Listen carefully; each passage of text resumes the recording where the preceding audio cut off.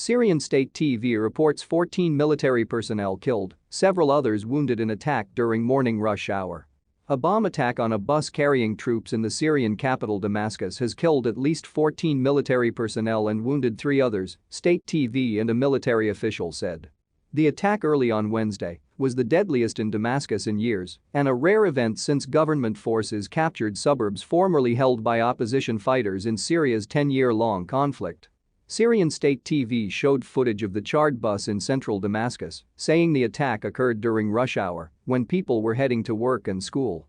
2 explosive devices went off as the bus was near the Hafez al-Assad bridge, it said, adding a third device was defused by an army engineering unit in what officials said was a terrorist blast. A military source quoted by the state news agency SANA said the bombs had been planted on the bus itself.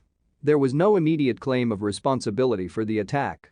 It is a cowardly act, Damascus Police Commander Major General Hussein Juma told state TV, adding that a police force had cordoned off the area immediately and made sure there were no more bombs. He urged people to inform authorities about any suspicious object they see. Al Jazeera's correspondent Zina Qadr said the attack, which occurred in the heart of the Syrian capital, is clearly a security breach. The regime definitely has many enemies, she said, speaking from the Lebanese capital of Beirut. One is opposition fighters, who are largely confined to the north of the country, she explained. There are also ISIS fighters who continue to operate in the sprawling desert area of the country and engage in ongoing clashes with the regime time and time again. Then there's also division within the security apparatus, within the army, and within the region itself. So we can only speculate, but clearly the regime believes it is the opposition, Qadr added. Just a few minutes after that explosion was reported, heavy artillery shelling targeted a town in Areh, which is in the opposition-controlled southern Idlib countryside.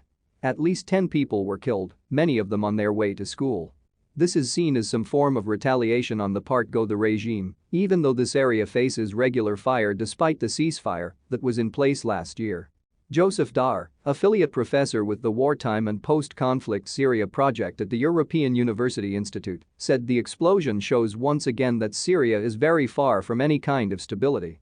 The regime is threatened by multiple actors, he said, speaking from Geneva.